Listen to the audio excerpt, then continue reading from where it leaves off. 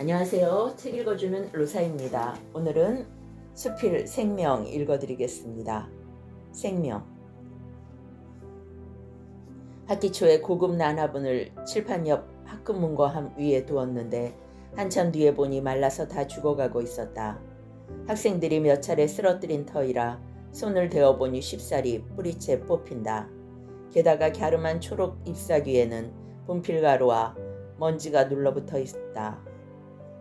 미안한 마음이 들어 화분을 쏟아 좀 깊숙하다 싶게 묻고 충분히 물을 주었고 시들 듯할 때면 한 번씩 물을 주곤 했다. 7월 들어서는 새잎까지 돋아나고 잎을 만져보니 제법 힘이 있다. 학기 초엔 난초는 까다로워서 키우기 힘들다는 선입견으로 지레 포기했었지만 죽어가는 마당인지라 내 멋대로 작은 노력을 기울인 것인데 처음 가져올 때처럼 싱싱한 모습으로 회복되니 마치 새 생명을 얻게 하기라도 한 듯해 매우 기뻤다. 난 화분을 바라보다가 학생들이 키운 여러 화분들을 바라보았다. 쾌적하지 못한 환경 속에서 늘 싱싱하게 자라 푸른 잎이 더 자란 것은 구형의 둥근 도자기에 담겨 있어 주인인 여학생을 떠올리게 한다. 그 옆에 한 달가량 흰 철쭉꽃이 피었던 화분 둘이 있는데 꽃이 진 후 관리 소홀로 한 친구를 잃은 후 둘만은 꿋꿋이 살자고 대화하고 있는 듯하다. 몇 번씩 땅에 떨어져 뿌리가 흔들리고 있지만 살아있는 선인장 둘, 진딧물 때문에 채 꽃을 못 피운 봉숭아, 씨앗이 자라 싹을 틔울 때면 짓궂은 손길에 뽑히곤 해 복도에서 교실로 자리를 옮긴 화분, 유리창 열던 손길에 바닥으로 떨어져 흙더미에 묻혀 화분이 망가졌냐? 라는 내 질문에 괜찮아요 하더니만 그런데 싹이라 하기에 그제야 알아채고 남학생의 어깨에 손을 대자 울음을 울게 했던 정사각형을 둥글린 흰색 플라스틱 화분엔 흙만 가득 담겨 있다. 다시 키워보자고 했으나 옮겨 앉은 운동장 쪽 창가에서 또다시 바닥에 내동댕이 쳐지는 바람에 씨앗마저 희망마저 잃었던 거다.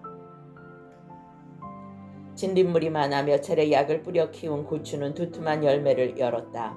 무공의 상추 맛을 맛보게 해주었던 화분은 비어있지만 허전하게 느껴지지 않는다.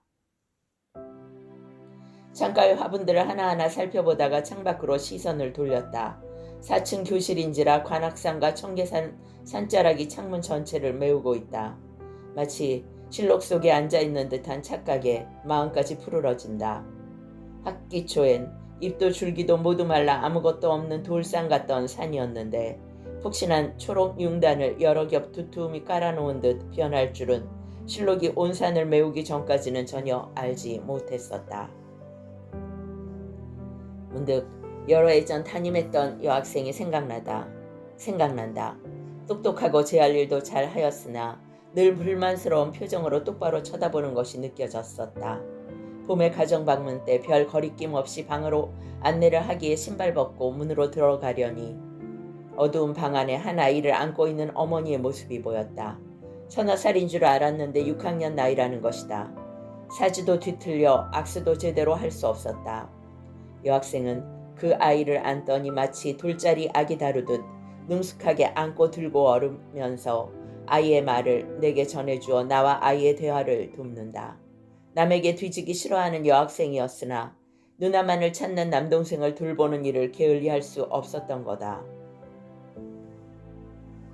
가정방문을 해보면 환경을 포장한 포장지 속이 뻔히 보일 때가 있다. 그것마저도 가정방문의 효과임을 느꼈었다. 하지만 그 여학생의 경우엔 감추려 하거나 부끄러워하지 않았다.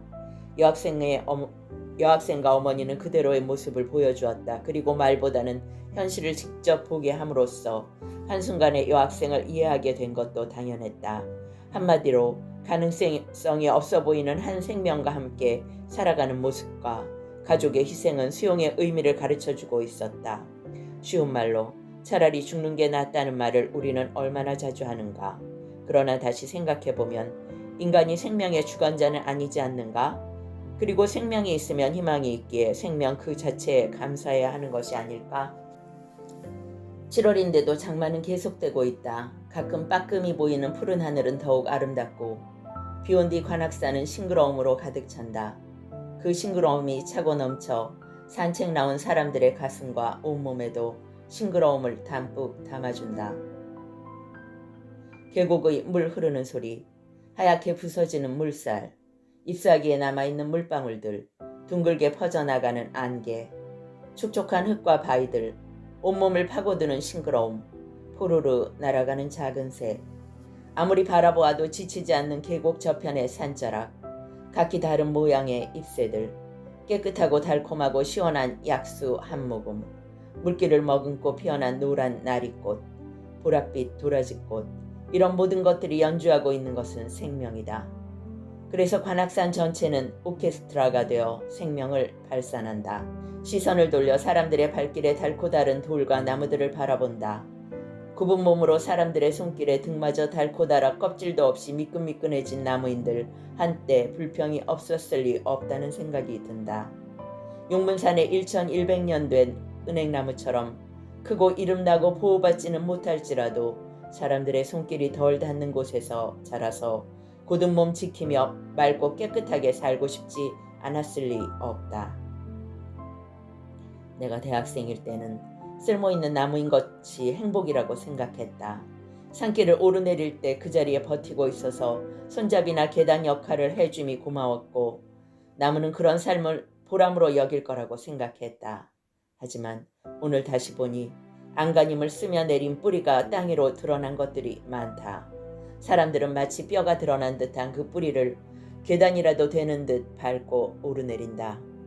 문득 그 자리에 서 있는 나무로부터 불평 불만의 외침이 들려온다. 그 불평 소리에도 불구하고 자기가 선 자리에서 생명을 지켜나가는 모습은 아름답게 느껴졌다.